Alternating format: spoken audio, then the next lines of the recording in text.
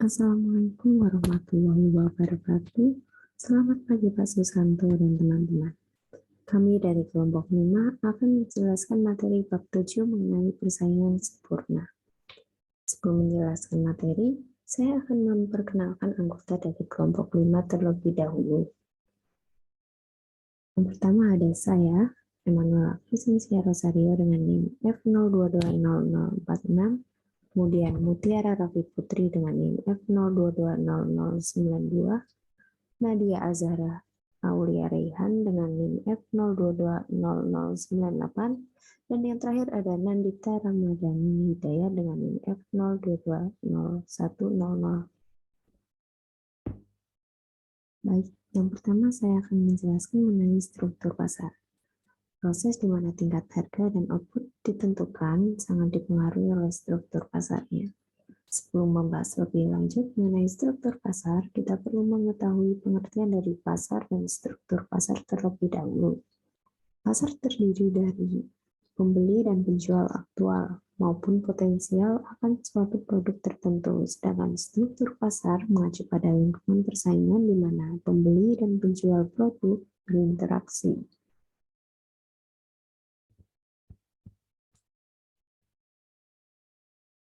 Terdapat 4 struktur jenis pasar, yaitu persaingan sempurna, persaingan monopolistik, oligopoli, dan monopoli. Persaingan sempurna memiliki arti bentuk organisasi pasar di mana terdapat banyak pembeli dan penjual serta produk yang diproduksi bersifat homogen. Untuk persaingan monopolistik memiliki arti bentuk organisasi pasar di mana terdapat banyak penjual produk yang terdiferensiasi dan perusahaan-perusahaan itu cukup mudah untuk keluar masuk dan dalam industri ini dalam jangka panjang. Sedangkan oligopoli adalah bentuk organisasi pasar di mana hanya sedikit penjual sebuah produk homogen atau terdiferensiasi. Dan yang terakhir adalah monopoli, yaitu bentuk organisasi pasar di mana hanya ada satu perusahaan yang menjual produk dan tidak memiliki produk substitusi.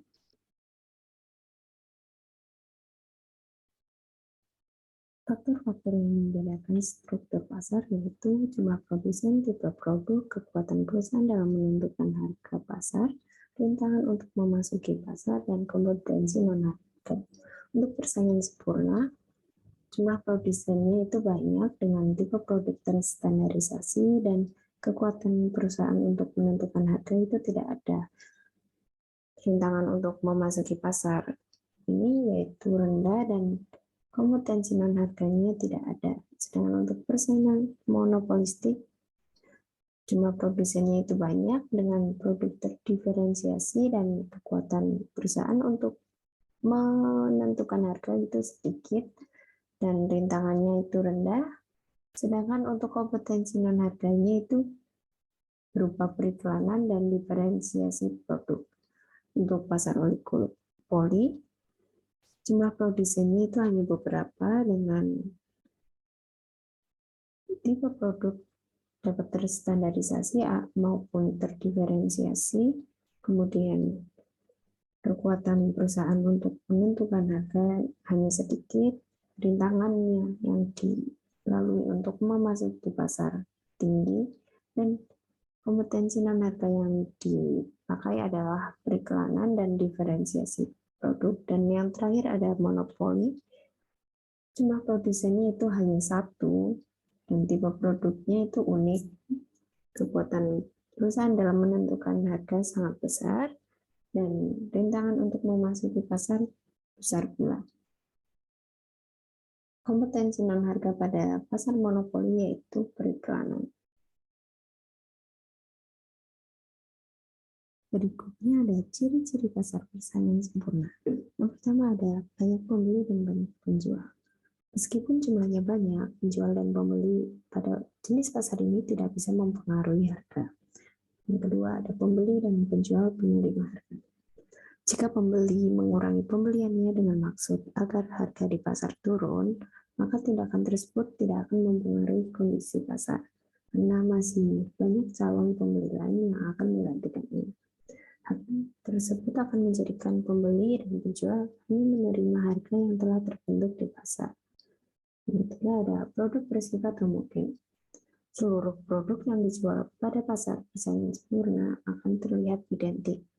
Seorang pembeli tidak bisa membedakan secara umum apakah barang tersebut diproduksi dan dijual oleh perusahaan A atau B atau C. Yang keempat adalah sumber daya dengan mobilitas sempurna. Faktor produksi seperti bahan baku dan tenaga kerja bebas bergerak. Mereka akan bebas berpindah dari suatu tempat ke tempat lainnya yang lebih menguntungkan. Yang terakhir ada pelaku ekonomi mempunyai kepengetahuan sempurna. Pembeli dan penjual akan mengetahui kondisi pasar dengan baik. Mereka dapat mengetahui kondisi tersebut dengan mengumpulkan informasi selengkap mungkin. Dan contoh dari persaingan sempurna yaitu bursa efek, pasar modal, pasar uang, dan komoditas pertanian.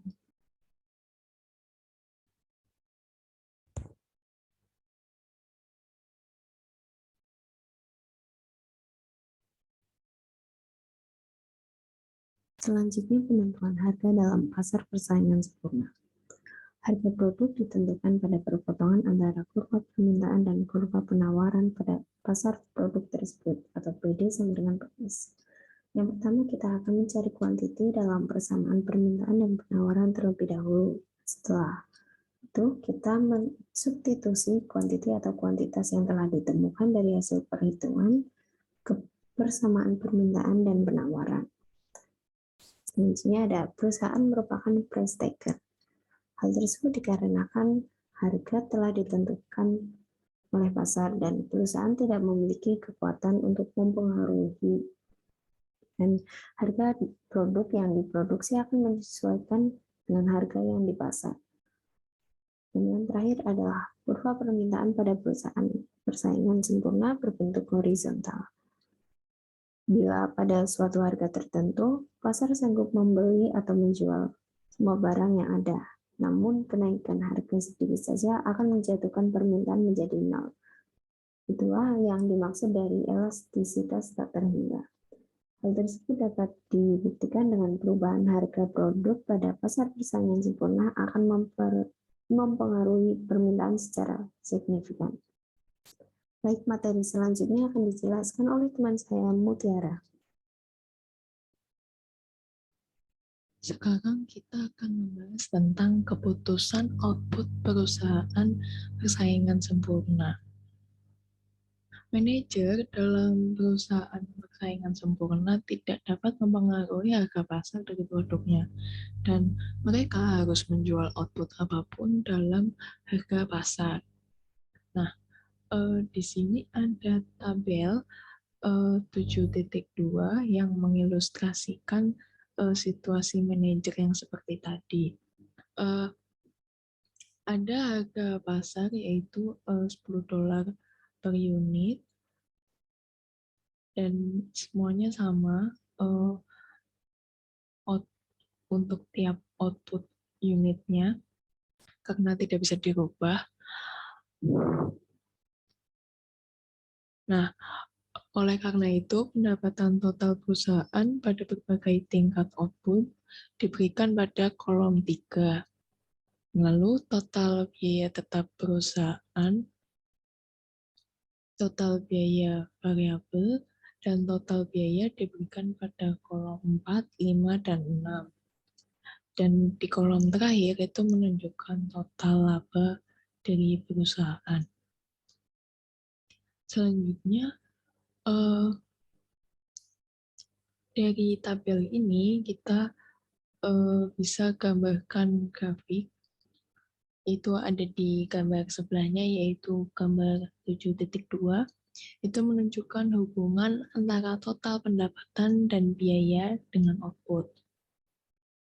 Nah, ada jarak vertikal antara kurva pendapatan total, itu yang berwarna biru, dan kurva biaya total yang berwarna pink, itu merupakan keuntungan pada output yang sesuai.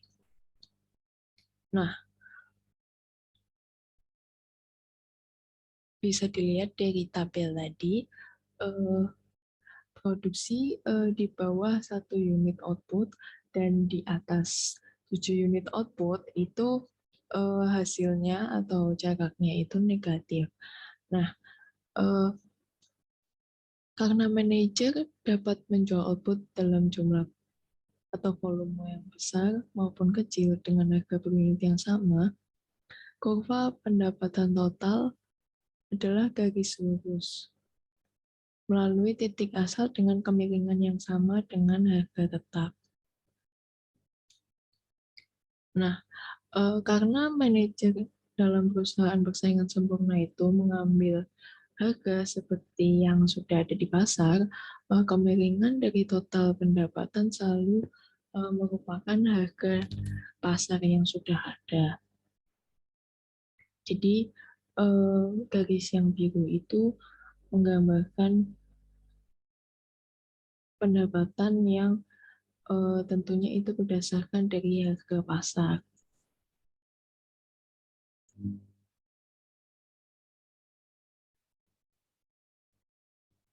Nah, kemudian laba atau profit perusahaan yang digambarkan dengan P dinyatakan sebagai pendapatan total atau total revenue dikurangi dengan biaya total atau total cost.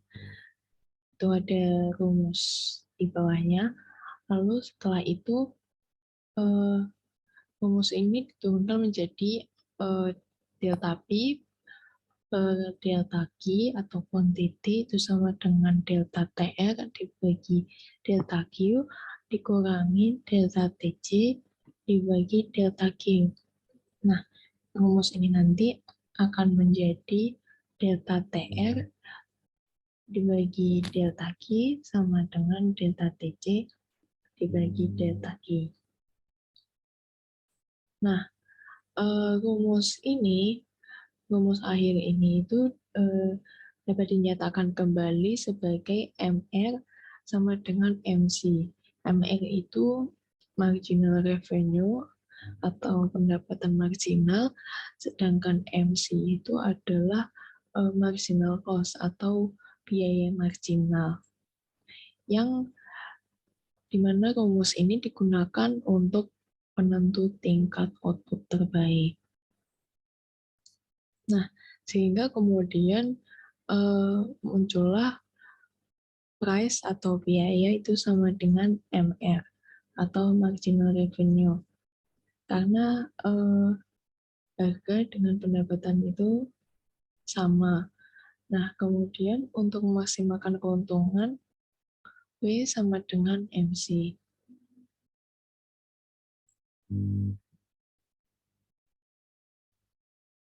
Nah, kemudian di sini ada grafik atau gambar 7.3 itu menunjukkan profit atau keuntungan maksimal dengan slope itu delta V dibagi delta Q sama dengan 0. Nah, slope-nya ini harus 0 agar hasil atau garisnya ini bisa maksimal atau profitnya dalam hal ini. Nah, jadi ditemukan sesuai data di awal tadi di tabel itu profit tertinggi itu dicapai pada output atau produksi 4 unit. Nah, dari tabel 7.2 serta gambar 7.2 dan 7.3 ini itu menunjukkan bahwa manajer itu memaksimalkan laba perusahaan.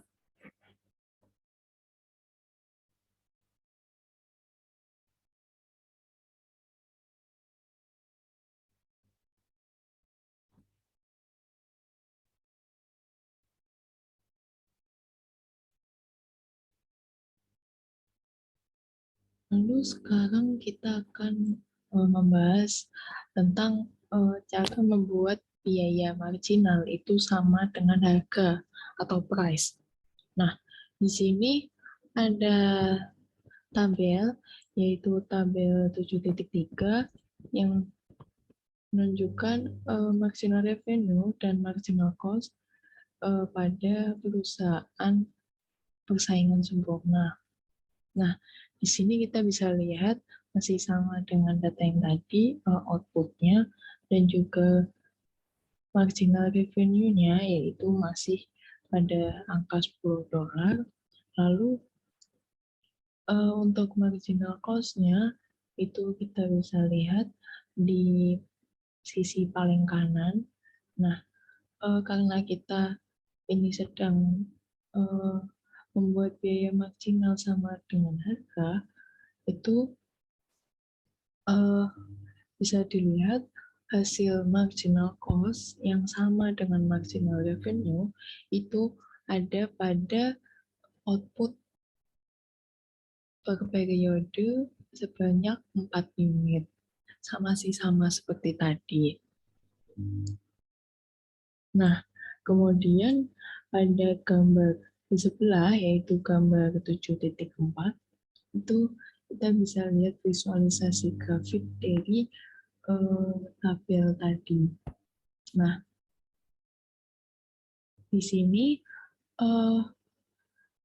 untuk garis lurus yang kuning itu untuk marginal cost itu dimulai dari 2, lalu dia naik terus secara konstan, lalu ada marginal revenue-nya yang tetap ada pada 10, dan kemudian dari dua garis ini, yaitu marginal cost dan marginal revenue itu ada titik potong, dan titik potong ini bertemu di angka output berjumlah 4 unit.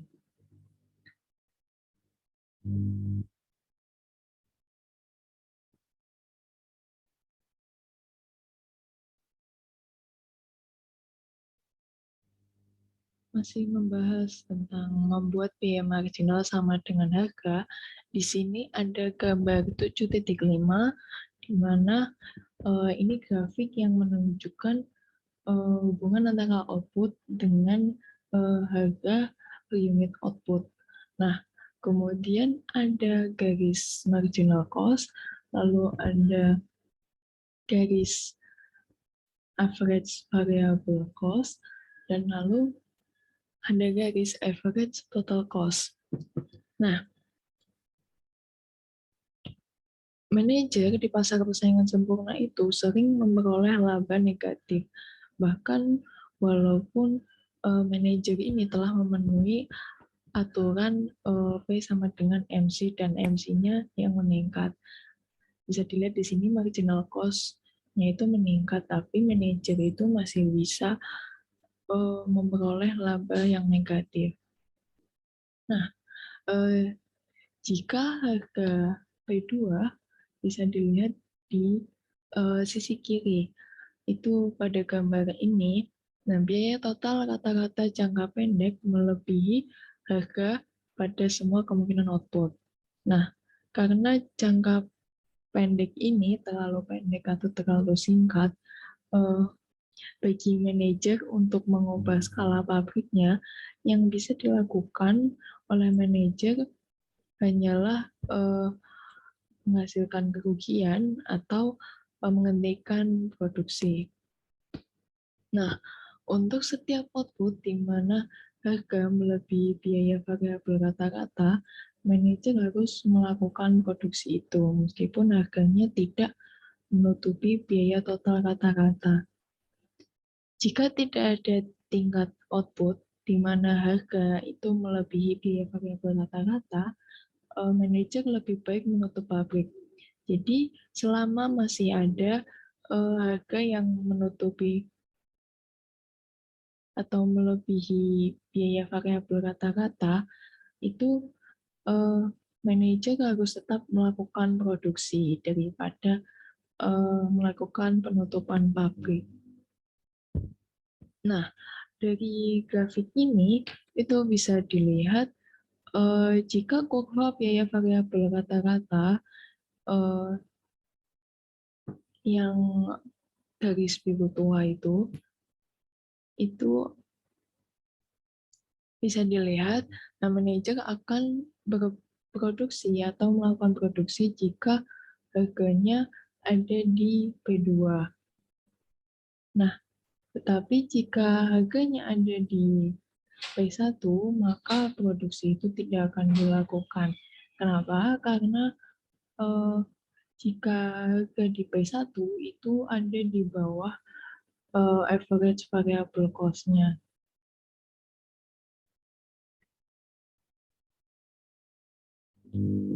Nah, kenapa manajer itu menutup pabrik baru ketika tidak ada harga yang melebihi biaya variabel rata-rata? Karena jika manajer menutup pabrik, ia masih akan mengeluarkan biaya tetap. Karena itu, jika kerugian dari produksi kurang dari biaya tetap perusahaan, lebih menguntungkan bagi perusahaan itu untuk tetap melakukan produksi daripada berhenti atau menutup pabrik. Jadi istilahnya tetap ada revenue atau pemasukan gitu daripada ditutup dan malah tetap mengeluarkan biaya gitu. Lebih baik berproduksi daripada menghentikan produksi jika harga melebihi biaya variabel rata-rata.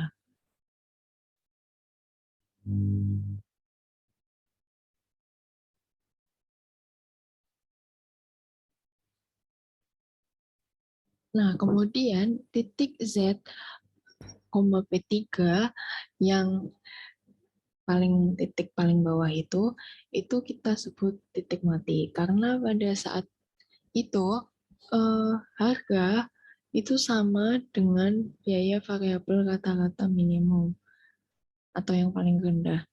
Nah, harga juga sama dengan biaya marginal karena berpotongan dengan biaya variabel rata-rata pada titik ini. Nah, pada harga atau titik ini, manajer kehilangan uang sama banyaknya dengan biaya tetap jika terus melakukan produksi. Atau bisa saja kehilangan uang itu jika ia menutup pabrik. Nah, oleh karena itu, kurva biaya marginal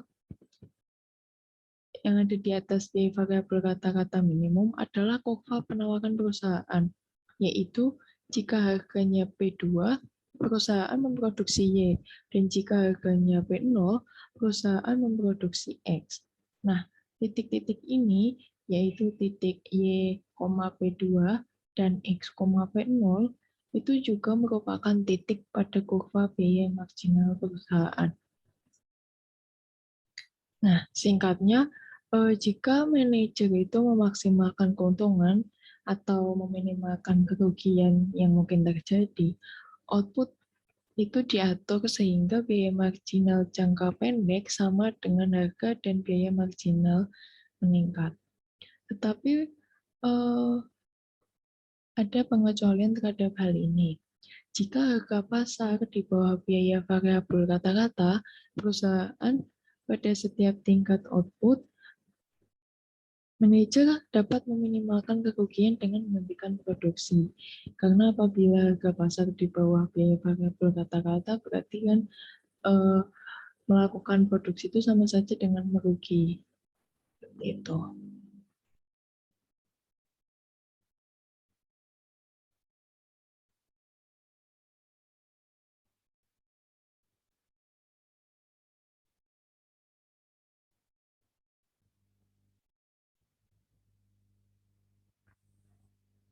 Kemudian di sini ada cara lain untuk melihat harga sama biaya marginal, aturan maksimal keuntungan. Produk pendapatan marginal atau MRP adalah jumlah unit tambahan dari input variabel yang ditambahkan ke total pendapatan perusahaan. Nah, lalu MRP ini berubah menjadi MRPL atau produk pendapatan marginal dari input tenaga kerja. Untuk persamaannya yaitu samaan yang pertama, MRPL sama dengan delta TR per delta L, di mana delta TR adalah perubahan pendapatan total yang dihasilkan dari perubahan L, jumlah input tenaga kerja yang digunakan oleh perusahaan. Nah, dapat dengan mudah dibuktikan bahwa MRPL sama dengan produk marginal tenaga kerja dikalikan dengan pendapatan marginal perusahaan. Untuk melihatnya, kita perlu memperhatikan bahwa pendapatan marginal atau MR sama dengan delta TR per delta Q, di mana Q adalah perubahan dalam output perusahaan. Nah, untuk persamaannya, nomor 2 yaitu MRPL sama dengan delta TR per delta L sama dengan delta TR per delta Q per delta L. Karena delta Q per delta L sama dengan produk marginal tenaga kerja atau MPL, maka di sini ada persamaan yang ketiga, yaitu MRPL sama dengan MR dikali dengan MPL. Jika manajer menggunakan delta L lebih banyak tenaga kerja, mereka menghasilkan delta Q lebih banyak unit produk perusahaan, yaitu produk marginal tenaga kerja. Jika manajer membawa unit delta Q tambahan ini ke pasar, mereka akan menghasilkan delta TR dalam pendapatan atau pendapatan marginal. Pendapatan marginal per unit dikalikan jumlah unit memberikan pendapatan tambahan yang diperoleh manajer sebagai akibat dari penggunaan unit tambahan tenaga kerja. Lalu ada pengeluaran marginal atau ME, adalah jumlah unit tambahan tenaga kerja menambah biaya total perusahaan, yang artinya MEL adalah pengeluaran marginal untuk tenaga kerja. Nah, persamaannya yaitu yang keempat, MEL sama dengan delta TC per delta L, di mana delta TC adalah perubahan biaya total akibat perubahan jumlah tenaga kerja atau delta L. Untuk memaksimalkan laba, manajer harus menggunakan tenaga kerja di mana produk pendapatan marginalnya sama dengan pengeluaran marginalnya. Untuk persamaannya yaitu yang kelima, MRPL sama dengan MEL. Selanjutnya, untuk memaksimalkan keuntungan, manajer perlu memperluas aktivitas apapun selama manfaat marginal melebihi biaya marginal. Manajer harus berhenti mengembangkannya ketika manfaat marginal sama dengan biaya marginal. Untuk persamaannya yaitu persamaan yang keenam, MR sama dengan MC.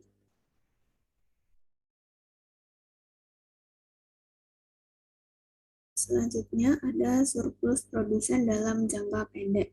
Surplus produsen adalah selisih antara harga pasar dan harga yang bersedia diterima produsen untuk suatu barang atau jasa, atau harga reservasi produsen. Harga reservasi produsen adalah biaya marginal untuk memproduksi barang atau jasa di atas titik impas perusahaan. Lalu dalam surplus produsen jangka pendek terdapat surplus produsen dan laba biaya variabel. Surplus produsen untuk perusahaan adalah laba biaya variabel atau pendapatan total dikurangi biaya variabel. Surplus produsen untuk pasar adalah area di atas kurva penawaran tetapi di bawah harga yang diterima untuk barang tersebut, karena kurva penawaran adalah penjumlahan horizontal dari kurva biaya marginal perusahaan kompetitif. Nah, di sini ada kurva surplus produsen. Pada panel A menunjukkan surplus produsen di daerah yang diarsir. Laba perusahaan sebelum memperhitungkan biaya tetap hanyalah total pendapatan yang berada pada titik P dan Q, dikurangi dengan biaya variabel yang berada pada titik D aksen, C aksen, Q, dan 0. Tetapi biaya variabel juga hanya area di bawah biaya marginal hingga output Q, yaitu pada titik E, P, Q, dan 0. Laba biaya variabelnya yaitu pada titik P, B, C aksen, D aksen, atau lebih spesifik pada area yang diarsir, sama seperti dengan surplus produsen. Kemudian untuk mencapai surplus produsen, manajer hanya mengurangi biaya variabel dari total pendapatan. Sedangkan untuk menghitung keuntungan mereka, mereka mengurangi biaya tetap dan variabel dari total pendapatan. Oleh karena itu, laba biaya variabel lebih besar daripada laba berdasarkan tingkat biaya tetap, dan surplus produsen dan laba biaya variabel adalah sama.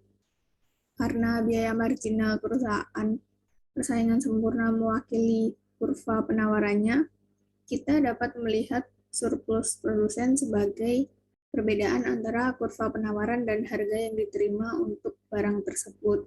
Nah, ini terdapat pada area B di panel B.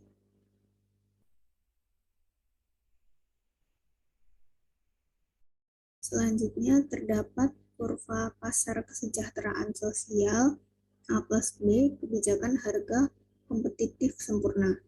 Pada gambar 7.7 ini menunjukkan keseimbangan pasar. Sama seperti permintaan pasar adalah penjumlahan horizontal kurva permintaan individu untuk produk, penawaran pasar adalah penjumlahan horizontal kurva penawaran perusahaan individu untuk produk. Dengan menggunakan hasil surplus konsumen, kita dapat melihat pada gambar tersebut bahwa harga keseimbangan pasar atau P menghasilkan surplus konsumen A dan surplus produsen B. Jumlah A dan B adalah surplus total, yaitu ukuran kesejahteraan sosial menurut ekonom pada harga P dan kuantitas Q. Untuk memahami gagasan ini, kita perlu memikirkan tentang manfaat dan biaya total yang dibebankan konsumen dan produsen pada barang-barang di pasar. Bagi konsumen, ini adalah area di bawah kurva permintaan, di sebelah kiri kuantitas equilibrium, yaitu jumlah total yang bersedia dibayar konsumen untuk barang tersebut, yaitu berada di area A, B, dan C pada gambar.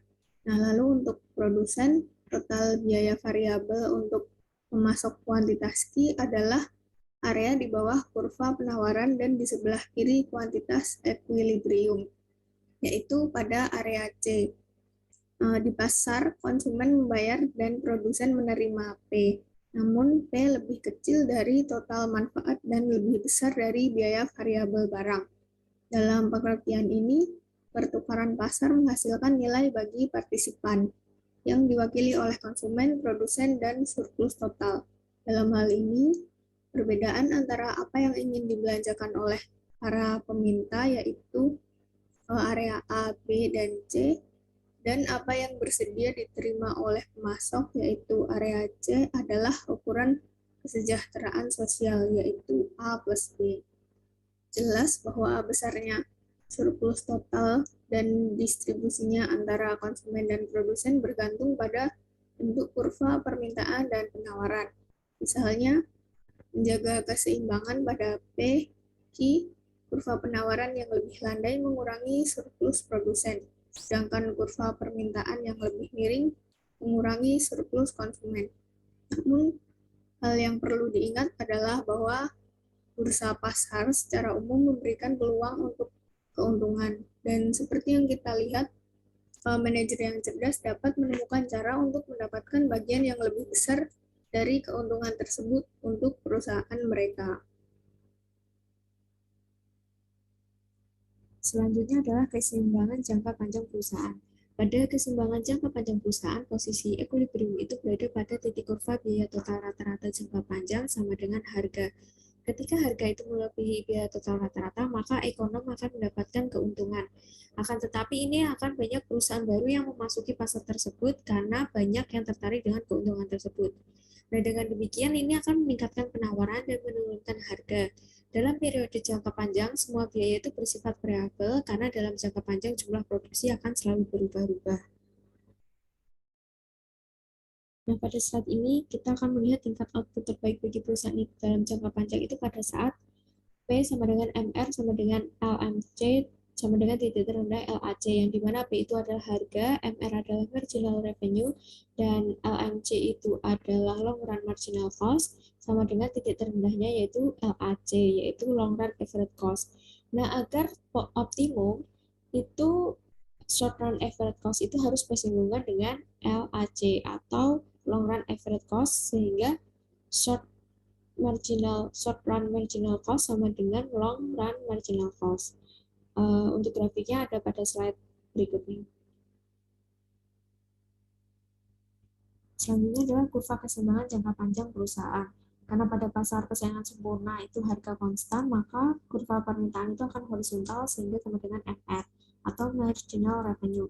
Nah, untuk agar optimum, maka SATC itu harus bersinggungan dengan LAC, sehingga SMC sama dengan LMC, yang dimana dengan titik-titik ini akan membentuk titik E, equilibrium. Pasar persaingan yang sempurna mencapai titik keseimbangan pada saat berproduksi pada titik terendah kurva LAC. Selanjutnya, pada jangka panjang akan mengalami zero economic profit atau laba normal untuk perusahaan yang tetap bertahan. Jika harga kurang dari biaya total rata-rata untuk setiap perusahaan, biasanya perusahaan itu akan keluar dari industri.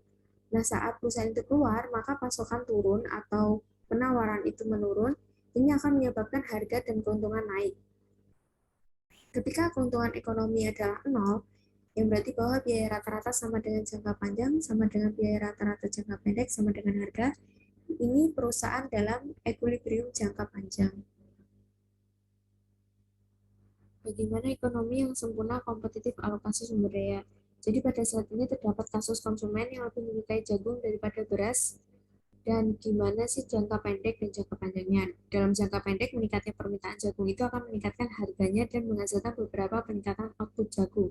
Akan tetapi, ini akan membuat menurunnya permintaan beras dan harga, yang dimana mengakibatkan menurunkan output beras juga. Karena kenaikan harga jagung dan penurunan harga beras, produsen jagung itu memperoleh keuntungan ekonomi dan produsen beras itu tidak. Lalu produsen mengalokasikan kembali sumber daya untuk memperbaiki ketidakseimbangan ini. Nah, dalam jangka panjangnya, perusahaan yang ada dapat meninggalkan produksi beras dan perusahaan baru dapat memasuki produksi jagung karena melihat jagung itu lebih banyak diminati. Ketika perusahaan meninggalkan produksi beras, kurva penawaran menurun menyebabkan harga naik pada beras tersebut. Pengalihan sumber daya dari produksi beras berhenti ketika harga telah meningkat dan biaya telah turun ke titik di mana kerugian tidak lagi terjadi. Baik, cukup sekian presentasi dari kelompok kami, yaitu kelompok 5 yang membahas persaingan pasar sempurna. Mohon maaf apabila terdapat salah kata. Terima kasih.